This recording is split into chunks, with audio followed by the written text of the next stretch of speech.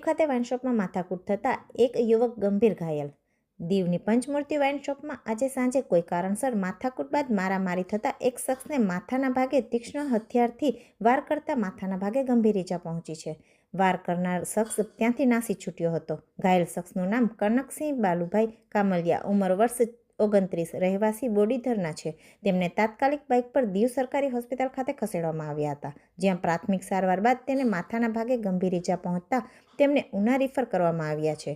Police પણ Diu hospital ખાતે પહોંચી આગળની તપાસ હાથ ધરી હતી.